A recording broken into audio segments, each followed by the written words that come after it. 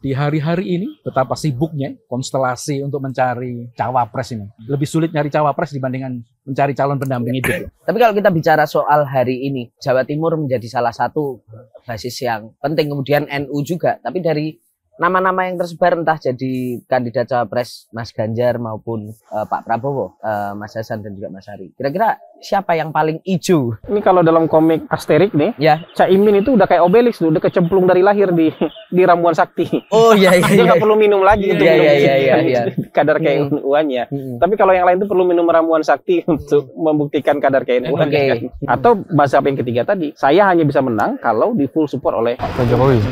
Saya kalahnya sama Pak Jokowi, saya hanya bisa menang kalau disupport juga oleh Pak Jokowi. Jadi milih Gibran. Jokowi akan selalu melakukan kalkulasi. Kalau Gibran digandeng oleh Pak Prabowo, tentu akan menimbulkan luka yang menganga tuh di PDIP.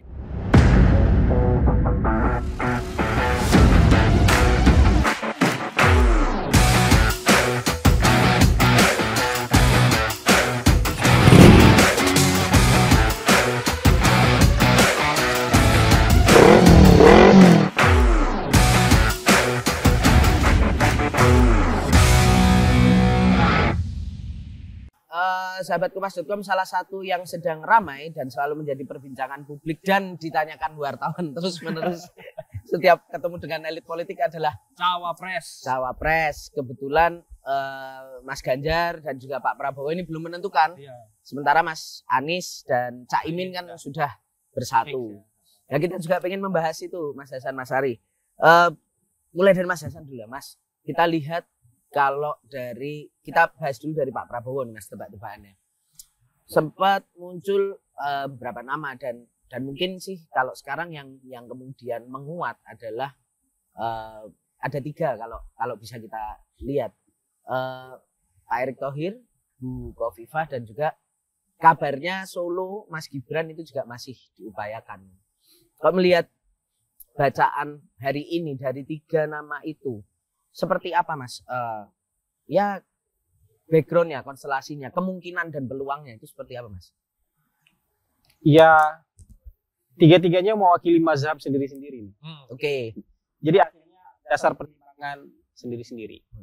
Jadi ada yang di sekitar Pak Prabowo dan tim itu kan ada yang mazhabnya ya udah angka survei aja. Oke. Elektabilitas. Nah, kalau dari angka survei, elektabilitas saja kalau mau fair, Pak Prabowo begitu dipasangkan itu paling tinggi bersama Erick Thohir. Ya. Dalam semua ketika berpasangan ya, bukan diuji masing-masing. Ya.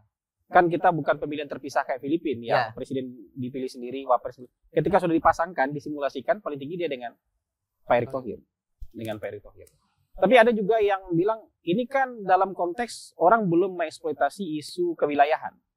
Makanya kalau itu pilihannya antara Ridwan Kamil dan Khofifah. Representasi wilayah.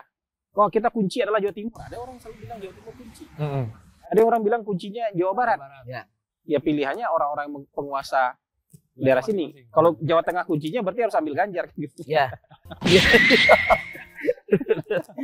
Ya itu ada yang macam itu. Jadi angka survei oke hari ini begitu, tapi kalau menurut mereka ketika isu kewilayahan dipakai misalnya representasi Jawa Barat atau representasi Jawa Timur, nah itu ya paling cocok atau Ridwan. Ada yang mazhabnya Pak Prabowo hanya bisa menang kalau di full support oleh Pak Jokowi. Oke.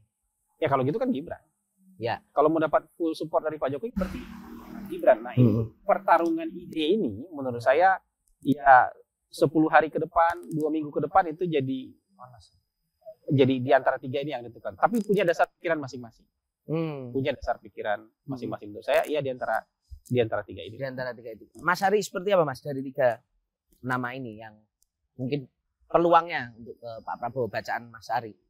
Pertama dari sisi elektoral memang Pak Erick Thohir yang selama ini digadang-gadang sebagai cawapresnya Pak Prabowo. Tidak hanya elektoral, dari sisi logistik. Dari sisi logistik ini ketersediaannya Pak Erick Thohir ini kan sejahtera dan berlimpah gitu. Tapi kalau kita bicara soal teritorial, tentu Jawa Barat dan Jawa Timur. Tapi kalau melihat kontekstual politik sekarang ini, sepertinya Ridwan Kamil harus bersabar. Karena Erlangga tidak akan pernah memberikan kursi ke kader baru yang bernama Ridwan Kamil. Nah, tapi kalau bicara soal irisan Jawa Timur dan NU, tentu nama Khofifah yang paling seksi di antara cawapres yang lain. Nah, oleh karena itu, ini ibaratnya koalisi sibuk memilah cawapres, tapi kebingungan ketika memilih. Kebingungan memilih adalah apakah berdasarkan teritorial dan suara NU gitu ya, atau berdasarkan dari sisi survei dan logistik misalkan. Nah, sebetulnya posisi ini sangat diuntungkan Ganjar. Dia bisa memilih banyak. Varian-variannya banyak. Bisa ke Mahfud, bisa ke Khofifah, apalagi tingkat penerimaan mereka juga cukup tinggi dengan Ganjar. Pak Mahfud belum tentu juga mau disandingkan dengan Pak Prabowo misalkan. Dia merasa nyaman di kelompoknya Ganjar misalkan. Oleh karena itu memang di hari-hari ini betapa sibuknya konstelasi untuk mencari cawapres ini. Lebih sulit nyari cawapres dibandingkan mencari calon pendamping itu. Mas, tapi dari pengalaman-pengalaman pemilu sebelumnya, sebetulnya dari faktor-faktor tadi nih, kita sebutkan teritorial, kemudian simulasi elektoral, kemudian juga dukungan dari penguasa sebelumnya gitu. Itu hubungannya gimana sih, Mas? Hubungan antara 3 faktor ini mana yang mungkin lebih menonjol dibanding yang lain gitu? Kalau misalnya gini dulu, kalau Pak Prabowo itu menurut saya ya teman diskusinya banyak. Dia harus harus rela menghabiskan energi untuk diskusi banyak soal pilihan-pilihan ini. Mau nggak mau, karena partainya kan nggak bisa maju sendiri. Jadi artinya ketika pilihannya adalah pilihan berdasarkan survei, apakah juga bisa diterima oleh seluruh teman koalisi? Pilihannya berdasarkan wilayah, apakah bisa diterima oleh teman koalisi? Yang nggak akan debat soal dukungannya ya. Kalau pilihannya Solo, ya mungkin ini yang nggak akan ada yang debat. Ya akan ada yang debat. Itu aja. Nah itu. Tapi kalau mau buat Mas Ganjar, saya setuju Mas Ganjar nggak akan pusing. Karena yang pusing Bu Mega. Milihkan jodoh buat Mas Ganjar. Nah kalau menurut track record, kita lihat Bu Mega orangnya main representasi nasionalis sama agama. Nah, track record sebagian besar kan. Misalnya dulu wakil yang diinginkan Bu Mega ketika di MPR, Pak Hamzahas. Bukan dari Golkar. Ya, ketika misalnya maju Pilpres 2004, Pak Hasyim Muzadi. Hanya sekali bersama Pak Prabowo karena nggak disisakan teman koalisi. Nggak disisakan orang oleh Pak SBY, nggak ada sisa. Ya udah ini aja. Walaupun ada calon lain ya kan, Golkar nggak bisa apa segala macam, tapi ya dengan Gerindra lah kayak gitu. Tapi setelah itu Pak Jokowi kan juga dengan Pak JK, kemudian dengan Kiai Ma'ruf Amin. Jadi polanya ada. Makanya saya yakin kalau untuk Mas Ganjar yang dipilihkan jodohnya adalah representasi kelompok religius. Dan representasi religius ini kemungkinan besar yang tradisional. Bukan kaum perkotaan, tapi kaum-kaum yang di NU lah kira-kira begitu. Jadi bisa Mahfud, bisa Ibu Khofifah, bisa siapa saja tapi mewakili itu. Nah, makanya menurut saya walaupun secara survei kita bilang nih, secara survei yang paling tinggi Ganjar ketika disimulasikan dengan Sandiaga Uno. Dari seluruh simulasi survei Ganjar paling tinggi disimulasikan dengan Sandiaga Uno. Pertanyaan sekarang apakah Sandi dianggap sudah representasi kelompok religius, walaupun misalnya didorong oleh P3. Pertanyaan kedua, apakah P3 punya privilege untuk mendapatkan calon wakil presiden? Nah, itu aja. Tadi dibahas juga soal NU. Banyak yang bilang akhirnya semua akan NU pada waktunya gitu. Sebetulnya khusus untuk 2024 gitu ya. Sebetulnya seberapa penting faktor NU itu sih Mas? Sekarang kalau kita lihat dari hasil survei-survei, toh pemilih NU ini tersebar. Nggak mendukung salah satu gitu. Gimana Mas Arief? Ya, banyak menganggap bahwa NU adalah kunci. Sehingga memegang NU berarti memegang sebagian kemenangan. Nah, tinggal varian-variannya. Karena NU itu tersebar di mana-mana. Ada yang ngaku-ngaku memegang kunci NU juga. Walaupun surveinya nggak bergerak ya, selalu stagnan di bawah. Ada juga yang menganggap sebagai NU juga. Pak Erick Thohir Banser loh. Pak Sandiaga Uno, NU juga. KTA-nya diserahkan oleh Pak Said Agil Siraj misalkan. Nah sekali lagi, kadar ke-NU-an itu terbukti dari seberapa jauh penguasaan wilayahnya. Khofifah Indar terbukti Muslimat dan pernah dan saat ini menjabat Gubernur Jawa Timur. Sebuah provinsi yang kompleks permasalahan sama dengan Jawa Tengah dan Jawa Barat. Sehingga nilai lebih dari Khofifah cukup tinggi. NU itu ibaratnya cewek cakep, kaya, nggak matre. Maksudnya nggak materi dalam arti kaya, cantik gitu ya. Ya, Soal materi nggak materi itu terserah mereka ya. Oh iya. Menjadi menarik gitu ya, karena ini diperebutkan. Karena ada unsur agamisnya, ada unsur kewilayahannya tadi, dan memang ketika NU ini digerakkan, memang cukup efektif juga ya dalam menggerakkan mesin politik gitu ya, untuk menghadapi Islam-Islam yang identitas, misalkan kelompok-kelompok identitas. Ya.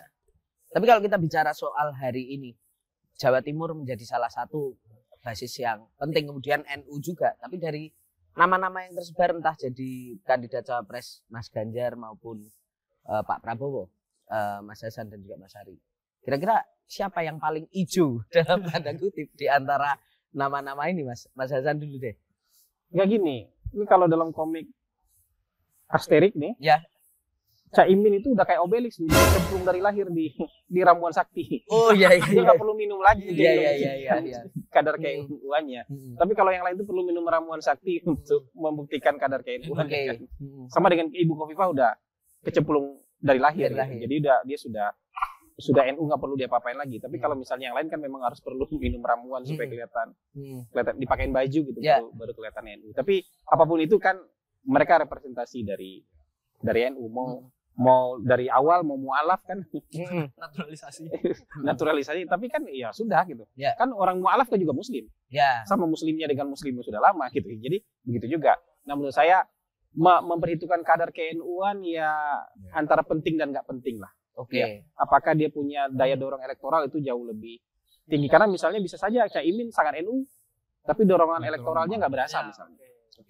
Tapi sebagai sebuah partai dia partai yang kuat. Gitu. Tapi Caiminnya dorongan elektoralnya padahal NU banget gitu. Bisa juga misalnya Sandiaga Uno NU-nya mungkin NU mualaf. Gitu.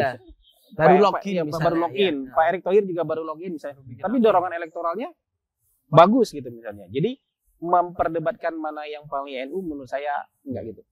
NU ini kayak keluarga yang punya banyak anak. Semua anaknya cantik. Jadi bukan cuma satu anak nih. Anaknya banyak. Cantik dipindang oleh semua orang dikasih aja. Yang penting anaknya dipindang orang gitu. Jadi kayak gitu. Jadi menurut saya ya mungkin begitu. Walaupun kalau saya sebagai konsultan politik bilang daerah itu nggak cuma Jawa Timur. Jadi kalau berhitung Indonesia itu berhitung 4 wilayah. Kalau mau main strategi politik. Sumatera sebagai sebuah kesatuan. Jawa Barat, Jawa Tengah, Jawa Timur. Ini 20% populasi. 17% populasi, 15% populasi, 16% populasi. Kalau pulau ini 80% ini sudah. Pulau Jawa plus Sumatera sudah 80%. Kalau yang lain-lain itu Kalimantan, Sulawesi, Papua, Nusa Tenggara, Bali, Maluku, digabung semua itu cuma 20%. Segitu besar areanya, digabung cuma 20%. Bukan berarti mengecilkan mereka, tapi kalau kita bicara dalam konteks populasi, yang strategis itu Sumatera, yang kompak Sumatera, Jawa Barat, Jawa Tengah, Jawa Timur. Atau kalau enggak ya Sumatera, Jawa. Nah, kalau hanya Jawa Timur saja, menurut saya kita baru berhitung kira-kira ya 1/4 dari variabel yang besar. Jadi enggak mutlak juga jadi persoalan kan kayak gitu. Apalagi dengan angka hari ini misalnya kira-kira misalnya kalau survei terakhir Jawa Timur itu kan Mas Ganjar 43, Prabowo 33, Caimin 13 atau 14.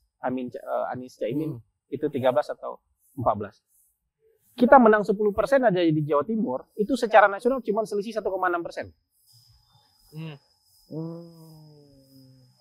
Iya, kita menang 10%, kita menang 20%, selisihnya di Jawa Timur, secara nasional selisihnya cuma 3,2%. Iya. Dan menurut saya jadi selisih kita menang di Jawa Timur, menangnya berapa dulu?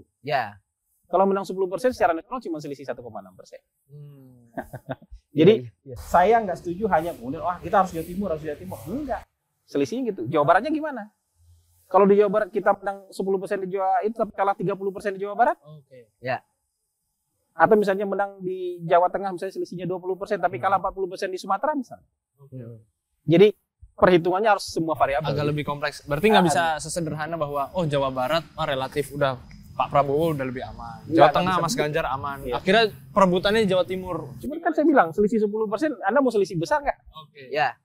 Ini hanya berasa kayak Pak Jokowi tahun 2019. Pak Jokowi menang 65% di Jawa Timur, itu berasa. Oh, 50% ke atas lah ya Mas. 55% kan selisihnya 30% lebih. Kan 65 sama 35. Iya. 30 itu selisihnya. Wah, kalau itu gede tuh. 3 kali 1,6 jadi 5,4 selisihnya dari Jawa Timur aja. Itu berasa kalau menangnya sebesar itu. Tapi bisa nggak kira-kira kalau kita nggak bisa menang sebesar itu berarti kita harus melirik daerah lain loh. Ya, melirik daerah. Makanya saya selalu bilang, Pak, Jawa Timur oke, penting. Tapi Jawa Timur kita bisa menang sebesar apa atau kalah sebesar apa? Ya. Hanya berkutat di Jawa Timur aja kalau kita sudah tahu nih kita cuma bisa menang 10%. Atau kita cuma kalah 10%. Ngapain kita berkutat di Jawa Timur? Kita harus cari perang tempat lain dong. Karena ini selisihnya kecil banget nih. Kayak gitu, maksud saya kayak gitu. Ya. Tapi Mas Ari, Khofifah ini kan disebut mungkin karena tadi faktor NU juga Jawa Timur, anggapan soal Jawa Timur itu masih ada. Khofifah ini ada semacam diperebutkan lah, disebut-sebut juga didekati Prabowo, disebut-sebut juga didekati PDIP. Mas Ari melihatnya sebetulnya Khofifah ini akan lebih nyaman kemana sih? Nah, kalau dilihat dari sejarah relasi pertemanan gitu ya, relasi hubungan, tentu Khofifah paling banyak irisannya dengan PDI Perjuangan. Karena Khofifah memulai sebagai anggota Dewan tahun 96 di P3. Jadi di usia 27 tahun dia udah anggota legislatif dari P3. Kemudian pernah menjadi Menteri Sosial di era SBY, Kepala BKKBN, kemudian pernah menjadi Gubernur Jawa Timur sekarang ini. Hubungannya demikian dekatnya, walaupun pada waktu Pilgub Jawa Timur memang berhadapan-hadapan ya. Tetapi dalam sisi kebijaksanaan keseharian gitu ya, dia bersahabat dengan PDI Perjuangan. Dan ingat, tadi betul kata Mas Hasan tadi, emang Jawa Timur tidak harus selalu menjadi fokus. Di hasil pemilu legislatif kemarin, penguasa legislatif kursi DPR RI itu justru dari PDI Perjuangan, bukan PKB ya, di Jawa Timur ya, kalau kita bicara Jawa Timur. Nah, tetapi kan PDIP tidak bermain aman nih, harus bermain aman nih, karena di Sumatera itu hanya Sumatera Utara, Lampung, Palembang, Sumatera Selatan sebagian, Riau, Golkar, sehingga PDIP dan Ganjar harus berhitung besar. Jawa Timur dia harus menguasai katakanlah minimal 50% atau 48, 47 gitu ya. Tapi dia push cari daerah lain-lain gitu ya. Bali, Nusa Tenggara itu hampir sebagian besar ke Ganjar misalkan. Sumatera walaupun Sulawesi walaupun sedikit, tapi kan ada irisannya Ganjar, Sulawesi Utara misalkan. Atau di Kalimantan hampir sebagian besar Ganjar misalkan. Tentu memang Jawa Timur menjadi faktor bonus yang paling besar. Dan Khofifah yang dianggap sebagai representasi dari kekurangan suara dari Ganjar tadi itu. Dan saya rasa dari beberapa hotline yang selama ini tersambung gitu ya, rasa-rasanya Khofifah kan merasa nyaman dengan Ganjar. Karena pertama sama-sama menjadi gubernur, kemudian pertemanan mereka di parlemen dulu, kemudian kesehariannya mereka, sehingga mereka paling ideal dibandingkan dengan Khofifah dengan Prabowo. Walaupun Pak Prabowo udah makan beberapa kali sampai disamperin ke mana? Surabaya makan bareng. Betul. Oke. Nah, tapi kalau kita bicara Khofifah ini Mas Ari. Ini juga pesaingnya adalah Mahfud MD nih kalau kita lihat.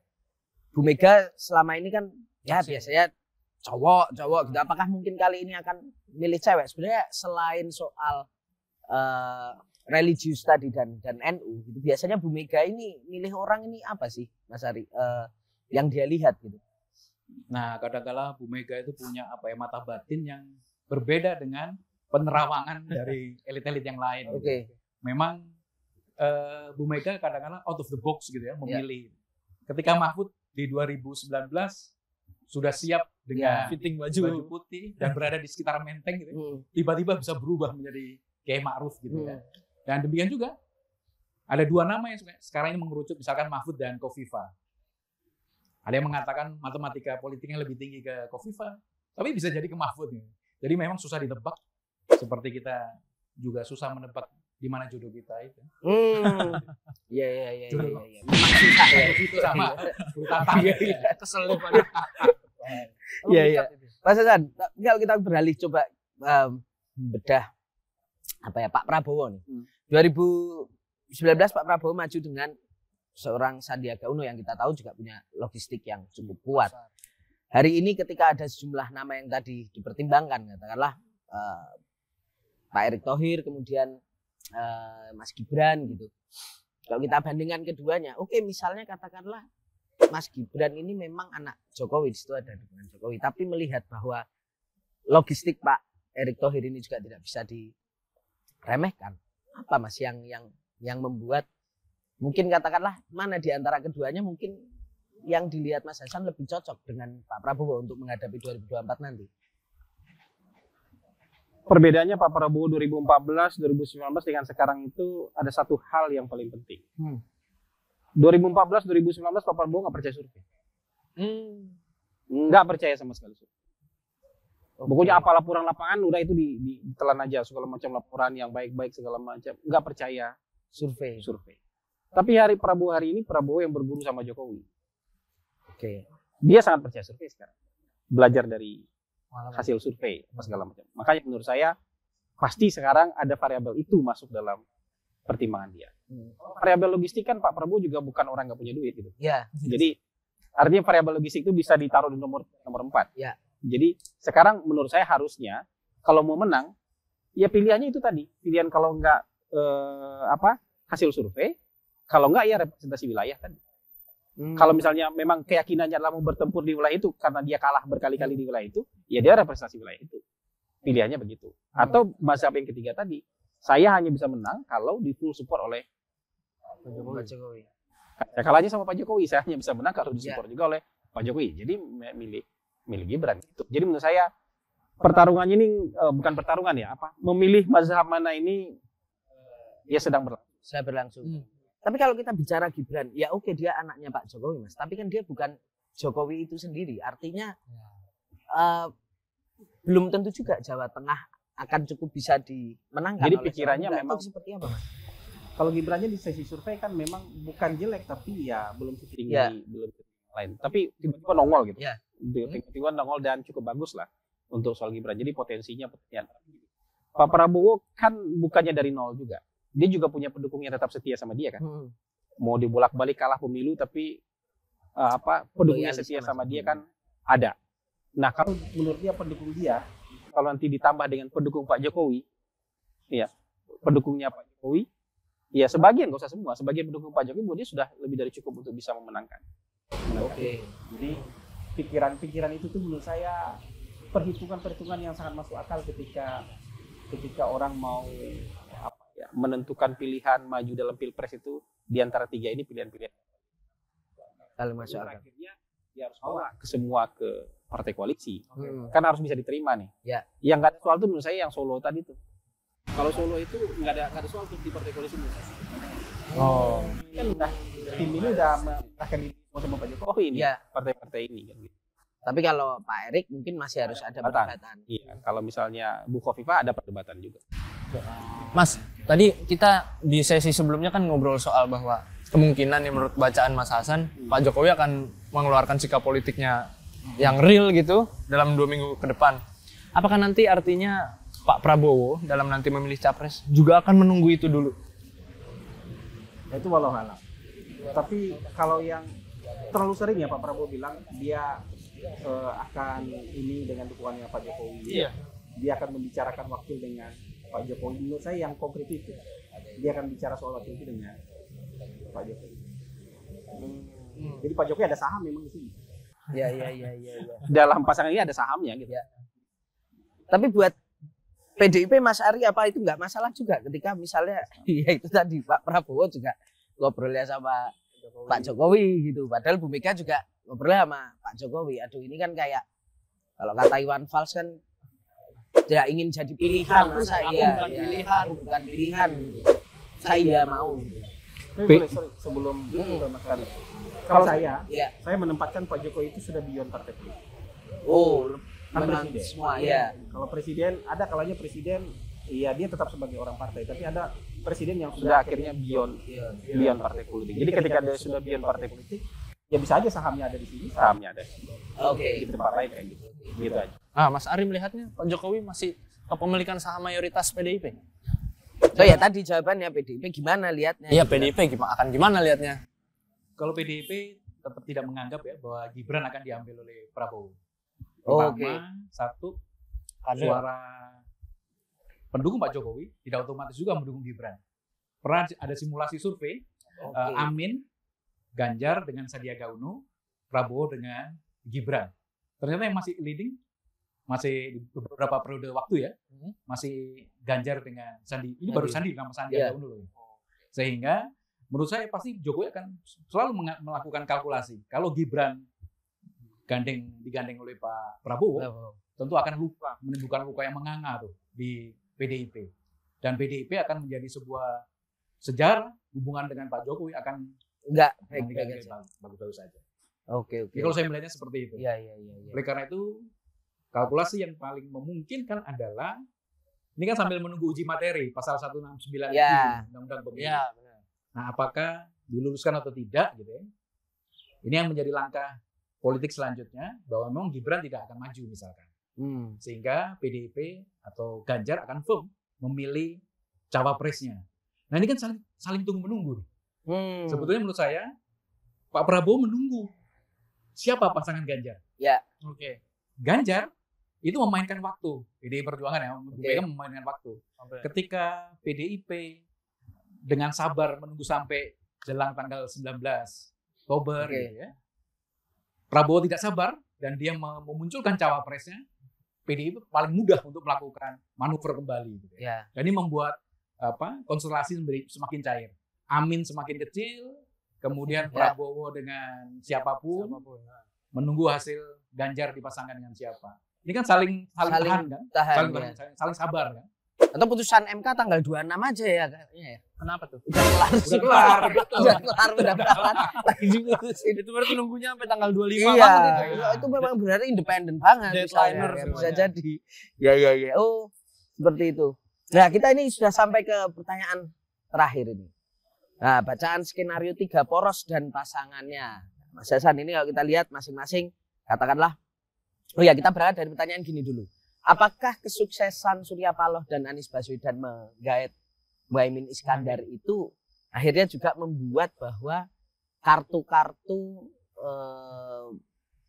cawapres NU ini menjadi hidup dan harus makin dimiliki oleh dua capres yang lain ini, karena ya kita lihat bahwa tadi Caimin itu kan NU sejak lahir ya kan, dan kemudian ini bahaya juga kalau Jawa Timur kita tidak memiliki calon NU yang lain, artinya suara mungkin bisa ke Caimin banyak gitu. Itu seperti apa, Mas? Pendirian saya mungkin orang NU banyak yang nggak suka. Jadi ada NU yang dipajang, ada NU yang bisa efektif untuk punya power. Kalau menurut saya Caimin itu NU yang efektif bisa punya power. Karena dia bawa partai politik. Dan partainya kuat. Dan partainya kuat. Jadi ketika dia bersanding sebagai wakil presiden yang bisa bergen lah. Dia bisa minta di delivery sebagian kekuasaan untuk dieksekusi oleh dia. Karena dia punya bawaan masalnya ada. Tapi NU misalnya, mohon maaf ya, Ibu Khofifah, kira-kira jadi pajangan aja nggak? Apakah dia bisa mengexercise NU-nya itu ya? NU-nya iya, tapi bahwa masalnya di dalam kabinet kan nggak ada. Mesinnya ya? Kan dia sendiri. Pasukan dia di DPR yang bisa dipakai juga nggak ada. Walaupun dia ketua muslimat. Kan muslimat nggak ada partainya di DPR. Di itu kan juga ada. Sebagai sebuah pressure group oke, tapi nggak punya kaki di eksekutif, nggak punya kaki di legislatif. Tapi Caimin, kita mungkin bisa membuat bikin ketawa-ketawaan lawakan soal Caimin, daya dorong elektoral juga nggak bisa. Tapi kalau misalnya jadi, dia efektif loh sebagai wakil NU. Kenapa? Dia punya petang. Di eksekutifnya dia ada, di parlemen dia juga ada nanti. Itu kalau yang lain, walaupun misalnya Pak Mahfud sekalian, walaupun ketua PBNU sekalian atau Said Agil sekalian, ya dia representasi NU benar. Tapi apakah efektif dia sebagai representasi NU? Punya power? Belum. Karena perangkat kita mau eksekusi sesuatu kan harus ada perangkat nih. Perangkatnya di bawah nggak ada. Beda kalau cuma kasih hibah-hibah sih bisa. Iya, hibah ke sini atau bisa. Tapi sebagai sebuah mesin politik belum tentu loh. Maksudnya gitu, kita bicara soal NU dalam konteks ini. Mungkin orang banyak, tapi buat saya ini fairnya begini gitu. NU yang punya power efektif, Caimin. Tapi apakah dia dipilih oleh orang itu walau-walau. Gitu. Kalau yang lain mungkin punya dorongan elektoral, tapi power efektifnya belum tentu ada. Jadi begitu kalau menurut saya sih begitu. Artinya itu tadi gimana, Mas? Apakah memang akhirnya dengan kemunculan Amin ini membuat kartu NU makin wah harus NU berarti cawapresnya ini untuk menyaingi itu. Ya, kalau dari sisi Ganjar, mostly iya kan dari NU menurut saya. Dan jadi ada saingan, Caimin punya saingan nih dari sisi perebutan suara. Kalau Pak Prabowo belum tentu. Bisa jadi ada yang NU, tapi NU-nya mungkin NU naturalisasi, iya kan? Tapi NU juga bisa jadi perwakilan wilayah. Oke. Walaupun dia kadang ngambil NU, tapi perwakilan wilayah sebenarnya bukan karena perwakilan NU. Atau nggak NU sama sekali. Gibran kan nggak ada NU sama sekali, perwakilan wilayah juga nggak. Gitu. Itu full pertimbangan adalah menaruh Pak Jokowi sebagai faktor. Kayak gitu. Jadi kalau Ibu Mega mostly menurut saya akan pilihkan dari kelompok Islam dan NU. Orangnya siapa? Walau alam. Orangnya siapa gitu. Jadi ada rekam jejak bahwa Bu Mega cenderung nasionalis religius. Iya, nasionalis. Mas Ari, melihatnya apakah kartu NU memang akan semakin hidup untuk 2024? Menariknya ketika nama Muhaimin ditarik oleh Anies, sebetulnya berkah bagi Ganjar. Malah berkah jadi karena akan mengurangi porsi ke-NU-an yang ada di Prabowo. Sebetulnya ini hitungannya dari Ganjar. Ketika dia bergabung di Amin, Ganjar pasti berkalkulasi juga ya PDIP gitu ya, bahwa dia tidak akan menang gitu. Pertarungan tinggal Prabowo dengan Ganjar nih, hitung-hitungannya. Sehingga kemarin itu sebetulnya mereka senang kelompok PDIP bahwa ketika nama Muhaimin ditarik oleh Anies. Nah, tinggal sekarang bagaimana PDIP Ganjar bisa meraup suara NU yang paling banyak. Nah, oleh karena itu memang sampai tanggal 14 2 minggu ke depan ini memang penuh dengan drama-drama politik gitu ya.